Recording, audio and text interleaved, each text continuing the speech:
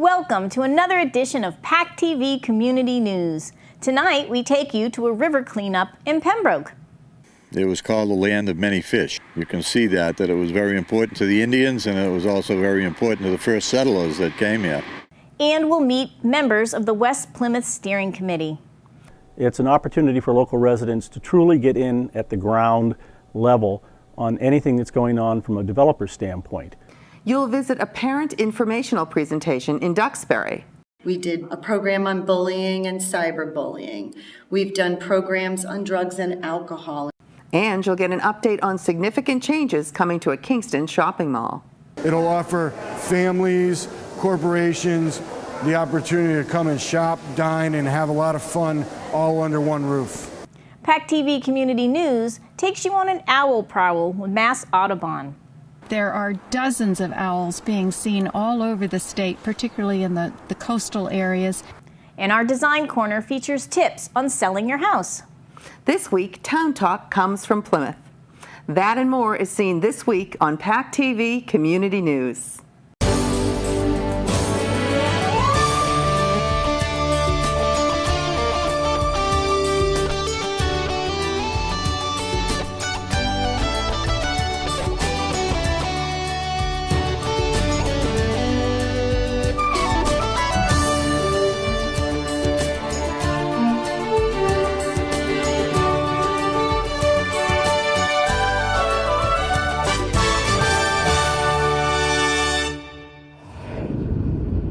Herring are an important part of our natural resources, and local herring runs provide for spawning.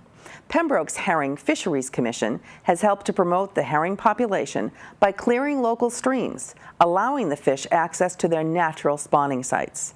PACTV Community News met up with some volunteers at a recent river cleanup project to learn more.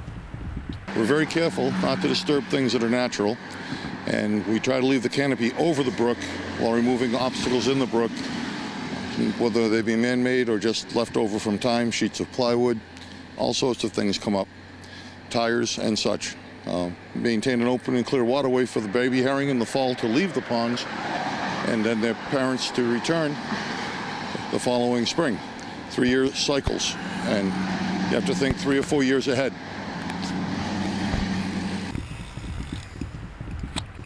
The commission was actually started in Pembroke back in the 1800s. It's the oldest commission in the town for people being appointed. The reason that most people came to Pembroke was because of the heron, was because of the fishery.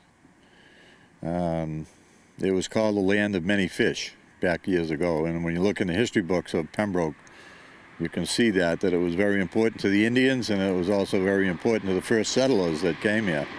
The stuff that's falling over does create leaf jams when the water is very low and water's precious and they're barely able to get out and they need assistance sometimes. So it's a management of water in the river as well, not just clearing sticks out, but the levels of water that are maintained so the herring fry can leave the pond and go out to the sea. Each year this process has to be done to make sure that the streams are clear so that the fish can get up. We've had a number of people over the years that have volunteered their services to do that. We have a whole new board this year that is very dedicated and wants to make sure everything is up to par and done right. This is a residual every year, you know, almost ritual, like this fish come themselves up the rivers. Man would always be here cleaning and taking care of it. There were predecessors like Mr. Redding and Bud Tools back in the 50s that were doing this, and people on up to today. And now re-sparked fueling and interest in this project. We hope to bring back all the species of fish that used to be here. Plymouth, the largest municipality in Massachusetts by area, is made up of many communities and villages. This week, PACTV Community News takes you to West Plymouth to meet the Community Steering Committee, learn about this special village and its future plans. Call a meeting to order. We are the eyes and ears of the planning board. We're appointed by the planning board. We are only as effective as the planning board makes us. If the planning board pays attention to us, then we're very effective. If the planning board didn't pay attention to us, we wouldn't be effective. Fortunately for us, the planning board pays a lot of attention to the various steering committees around Plymouth. Our role as a committee primarily is to meet with developers, listen to their proposals, and make suggestions to lessen the impact on abutting residential properties. It's an opportunity for local residents to truly get in at the ground level on anything that's going on from a developer standpoint. Once we hear a developer wants to come in, they come before us, and then as a committee we vote, and if it's favorable or not favorable, actually, either way, the secretary sends a report to the planning board, and then they review, and sometimes they accept our recommendation, sometimes they don't. One of the main issues that has shaped West Plymouth has been the tremendous amount of development along Commerce Way. So far, this has been well planned and has not had an impact on surrounding residential properties. We hope this continues. Of course, right now, the big thing about the dirt and everything is over on Route 80 because of the stalemate, as you may. I don't know. I hope it gets ended and we get going on putting some buildings in there for tax dollar purposes. We have a formal role and an informal role. The formal role is to make a report to the planning board. The informal side of things is that when developers come up against and present to the planning board and the zoning board of appeals, if we have issues with what are going on, we can still get up at the public discussion time and present the issues and the solutions that we feel are in the best interest of the citizens of West Plymouth. Also, we try to preserve as much green space as possible, which is a precious commodity in West Plymouth. The amount of land available for development outside of the industrial park is rapidly shrinking in West Plymouth. Now that Colony Place is in, now that High Rock Cranberry Crescent has come in with their property, I think that the focus of the West Plymouth Steering Committee over the next, over the coming decade is going to be to try and work with people to maximize the livability in West Plymouth, and to also work to look at things such as the impact of development on the wells and so forth in West Plymouth. It's good that people are raising the question, and the West Plymouth Steering Committee is interested in gathering facts and understanding what's going on in that area. The changes I see, as I say, there is not much open space left, will be the continuation of development along Commerce Way. Our committee is working on a plan to maximize the space that is there, maximize the amount of green space, and encourage quality businesses. It's a 7-person committee here. We meet here the third Wednesday of every month at 7 o'clock. It's strictly a case of hearing the people, and from time to time we have members of the community come to our meetings, especially if they have a problem they want to address to our committee. I think we accomplish a lot. We work as a team, really, and it sort of worked out pretty good. Duxbury is home to a grassroots organization called the Parent Connection. Made up of parents and teachers, this group is committed to providing programs and resources to help foster connections among children, parents, and teachers. This month, they held a presentation called What Are We Supposed to Eat? PACTV Community News attended and met some of the organizers from the group. I think we started out thinking, too, that we would just address issues about how we could positively discipline our children, how we could work on their self-esteem, how could we raise families with happy kids. I think that was our simple mission. Yep. And certainly as we have evolved over the last 8 years, there have been so many challenging topics and issues, I think, that are driven by the internet that we've been able to tackle. We've had schools come to us, we've had parents come to us, community members come to us with issues that they say, could you bring in some experts to give us some guidance, some advice on how to work with families. I mean, some of the topics that we've tackled, we did a program on bullying and cyberbullying. We've done programs on drugs and alcohol and what's happening, another important topic. So I think all of that access, social media, some of the technology, how much technology is good for your kids, have driven a lot of where we've taken our programming. Well, we found with nutrition that there were so many different perspectives. It was a difficult challenge for us to find one. So we have done in the past a couple of panels and thought that this might be a really good fit for a panel. We had some people who were very interested in how you fuel bodies for sports. Duxbury is a very, very athletic town, and we had folks who were specifically interested in that. So we decided to look for a speaker who could address those particular nutritional needs. We also found out from the schools and from some of the people in the community that eating disorders are actually on the rise, both with boys and girls, and it's something that is a problem, and it's sometimes hard to identify, and kids try and mask it. So we thought, well, boy, that's really something that we could look to bring in a speaker as well. The only other thing I would say about the Parent Connection is we try to do everything we do with a little bit of humor. Yes. Just keep it light. We know parenting is one of the most difficult jobs there is, but unless you can kind of laugh at yourself once in a while and not take it so seriously, it can be a really hard job. So and we try look to for do speakers who can bring some of that with them as well. It's both the message and the messenger, you know, and we want to make sure they both line up.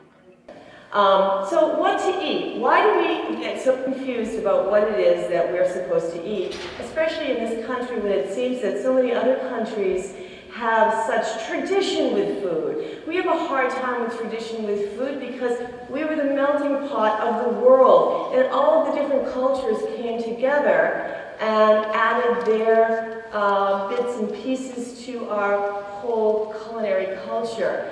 But one of the main reasons that we have a hard time deciding what it is that we should eat is because the USDA has tried for 70 years to help us choose wisely. The result has been confusion. The USDA is charged with more than one thing. They are also responsible for all the agribusiness in the United States. I'm not down on the USDA in any way. I'm just letting you kind of think about it yourselves. Changes are coming to the Independence Mall in Kingston. Later this year, the enclosed mall is expected to rebrand itself as the Kingston Collection. PACTV Community News took an inside look at some recent changes and learned about the mall's plans moving forward. We recently announced a new development with Pyramid Management Group. The Independence Mall was built in 1989, and this will be our 25th anniversary. In November, we announced the redevelopment of the Independence Mall into the Kingston Collection. The Kingston Collection is going to be a complete redevelopment on the outside, as you can see, and we will be rebranding and redeveloping the whole center. The center will consist of traditional retail, fashion outlets, restaurants, and entertainment. Just recently in December, we announced Fast Tracks Raceway, which is a high-speed Euro-style go-kart track where these carts go up to 50 miles an hour on a quarter-mile F1 style track.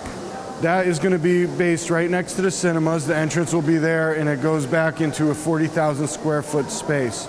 We're actively discussing with several other tenants more exciting entertainment, restaurant, and fashion outlet opportunities, which we will be announcing over the next couple of months. This is more than just a change in our name. We are redesigning the whole outside. We are redeveloping the center court, so to give it more of a social atmosphere. We're adding soft seating. We're adding all different types of new exciting tenants, which will bring in tourists, expand our target market, and bring in customers that haven't been here in a while. What we did is we're taking the traditional indoor mall and redeveloping it and adding the outlets, entertainment, and also a dining experience. This will be something that will not be on the South Shore. We will be the best entertainment experience around. It'll offer families, corporations, and people all over the opportunity to come and shop, dine, and have a lot of fun all under one roof. Ready, set, go! Over the year, we've always done a lot for the community. We always loan out space to the Girl Scouts and Boy Scouts for their drives, their charitable drives.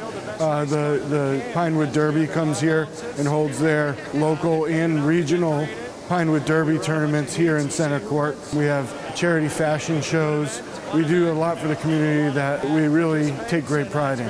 If you want to keep up to date on what is happening in the new stores that we will be announcing as we go on, the best place to go is to go to our Independence Mall Facebook page, is where we give the most up-to-date information. You can also follow us on Twitter, and we also have our website, independencemall.com, and we have the new website called kingstoncollection.com, which you can also keep up to date on what is going on with our new stores and offerings.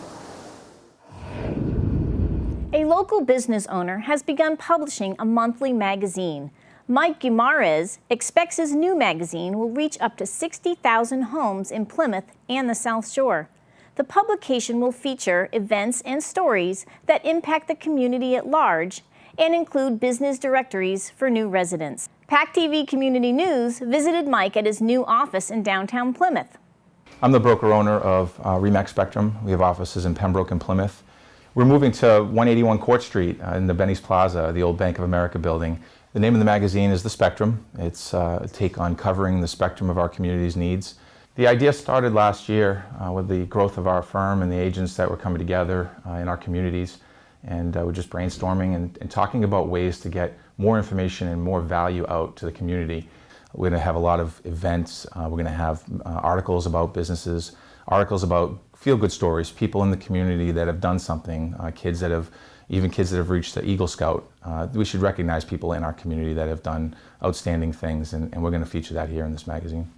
It's especially useful for folks that are just moving to their community and don't have any idea of what businesses are around and who they should use. So we really came together and said this would be a great initiative, good project to put together. This took about 3 or 4 months to pull together, and it just kind of steamrolled from there and became what it is today. It's going to be a 64-page monthly magazine that's going to get out to 60,000 homes in 7 communities. Duxbury's North Hill Marsh Wildlife Sanctuary provides a safe refuge for owls. Mass Audubon Society held an informational on-site owl prowl this month, where participants learned about the owls that inhabit our area. PACTV Community News tagged along to bring you this story. I'm here representing Massachusetts Audubon Society. We're about to head out on what's called an owl prowl, which is one of the programs Mass Audubon sponsors to try to get people out into nature, get them out and appreciate it, absorb it, be a part of it. I'm going to talk a little bit about snowy owls because they are very exciting this year. Typically, every other year we might get an owl or two on the South Shore. They're often trapped at the Logan Airport by Norm Smith, and he'll drop them at Duxbury Beach to get them out of harm's way of airplanes. But this year he's trapped over 50 snowy owls at Logan Airport, and he's brought them down. He used to mark them with some paint, but they discovered that was getting in the way of their breeding success. So now he will ban them, but in no other way can you tell whether the owl you're seeing is one that has been trapped and relocated or not. The reason this year is such an exciting year is that there are dozens of owls being seen all over the state, particularly in the coastal areas. We're hoping to at least hear, if not see, 2 of the owls that are common in this area. This is the great horned owl.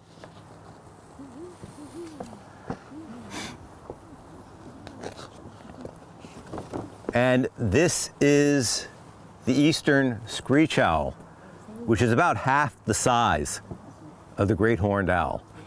And it also, if it's not careful, could become prey for the great horned owl.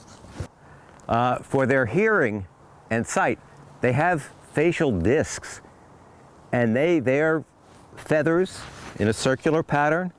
They're very short, and they are able to control them somewhat, so that can help them bring the sound more directly to their ears, and also help with their vision. When it's right in front of us, depending upon our hearing, and each person is somewhat different, we may hear it balanced or not. The owl, because it can make such minute distinctions between sound, it will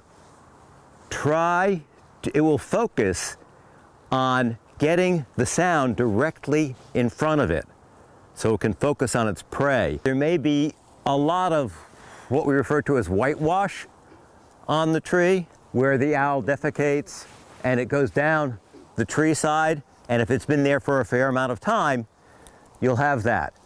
And the other thing, and I'll pass this around, are what we call pellets. I don't know if you've ever seen one. You've probably heard about them. But an owl, if what they're eating is small enough, they'll swallow it whole. In their stomachs, their gizzard will differentiate between the digestible and edible parts and the inedible parts. And so things like bones and feathers will get stored in their crop and then eventually form what's called a pellet. And they regurgitate, they throw up these pellets, and the tree where they're perched may have several pellets down at the bottom. That's a screech owl.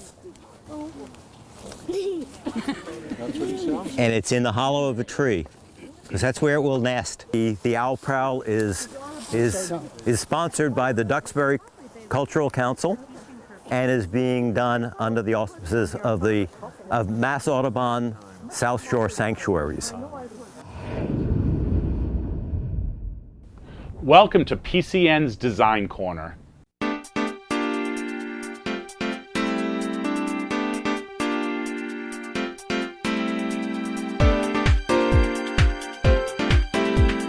Study the Space is New England's leading premier home staging company. Home staging is the process of getting your house ready for sale. It's going to be springtime, and a lot of people are thinking about putting their house on the market. So I want to give you a couple of tips to prepare your house for sale. One of the most important things is that when people drive up to your house, you need to have curb appeal. So you want to make sure that you cut back those shrubs that have grown over the winter and get it ready. The next thing that happens is people open that front door, and you want them to have a positive vibe. So when they walk in, you want to make sure that you've decluttered and you're showing the space as best as possible. If you have strong colors on the wall, or perhaps wallpaper, you definitely want to think about taking the wallpaper down and neutralizing the color. You need to remember the most important thing is that when you bought your house, you've turned it into a home. You've made it your own personal style.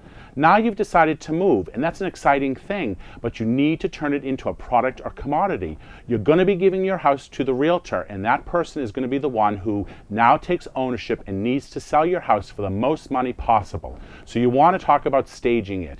The next thing that would be important is to take anything that is personal down, like all of those pictures that you treasure. Take them down, pack them up. That's time to put them away for the next house. Let's not let anybody understand who is living in the house. Other things can be window treatments. Window treatments are personal. It's an interior design effect.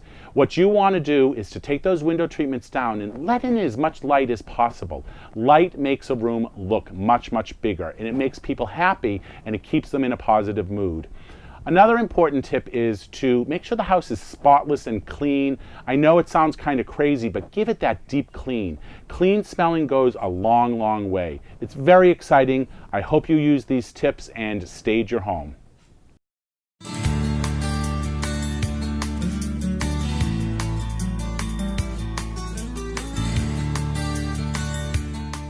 Hi, I'm Town Manager Melissa Arrighi, and I'd like to talk to you about the Massachusetts Municipal Conference that I went to over the weekend. This is the one large annual conference where representatives from cities and towns throughout the Commonwealth attend, and we have an opportunity to get together and talk about anything from some of the extraordinary efforts that are being made between cities and towns to partner on different issues and look at regionalization, to talking about some of our budget woes and how the state can help so that we are not so reliant on property taxes in order to conduct our operations, anything from public safety to our road repair to fire services. So one of the things that I felt was worth sharing with all of you that happened at the conference over the weekend is the state, the Massachusetts Municipal Association, is looking at 3 resolutions for cities and towns to get on board with. And one of those has to do with what's called OPEB funding, other post-employee benefits. They're financial obligations that cities and towns have for employees that have worked there and are retiring. So anything from pensions to health insurance costs. And the resolutions that the state is looking for the towns to get together on is, how do we fund this OPEB responsibility long term? So that is something that the selectmen in Plymouth have supported for that resolution, and to go ahead and submit that. And at the business luncheon where that was discussed, almost all the cities and towns were very much in support of looking at this OPEB funding, because it is a large responsibility for the residents of Plymouth to undertake. Some of the other resolutions that we are looking at statewide is trying to achieve a better cohesiveness between the cities and towns. Not just in terms of resolutions, but what can we do to not just regionalize our efforts, but to combine some of our services and see if we can help each other. As neighbors, as local cities and towns, could one town offer or have a service that maybe another local town that's in the proximity does not? So those were some of the things that were being discussed. Now, on a personal level, I attended some of the workshops that I felt would be very interesting for changes in the town of Plymouth. One of them was looking at what's called the civil service system. Civil service is something that town of Plymouth currently falls under in terms of police and fire. And it's looking at how that works. Are there other ways to do things? Is civil service something that is required anymore? Now, certainly this has to be thoroughly vetted and discussed town-wide, but it is something that we may have as an option in the future to look at to make us operate more efficiently. Some of the other sessions that are always important to share are talking about budgets overall. What do we do to enhance our revenues? And you've heard me on this show talk about that before. Something that Plymouth not only will benefit from, and all the residents will benefit from, and the businesses will, but it's also something that we take seriously enough that we've put together a task force to look at those revenue sharing. So I was able to talk to some of the other communities about the efforts that we are making, and I promised many of them that when we had the results from the task force, we'd bring back and share those. So I think it's something you'll hear about again from me, and something that I look forward to seeing the results from. Thanks for watching this week's edition of PACTV Community News. Replay times are listed on our website, pactv.org. Click on the PCN logo to watch individual stories or an entire program. See us on YouTube by searching for the PACTV Community News channel. Like us on Facebook and follow us on Twitter to receive previews each week and links to all our stories. We're planning stories for the spring. You're welcome to send your story ideas to me, Kim, at pactv.org. Be sure to watch us next week for more PACTV Community News.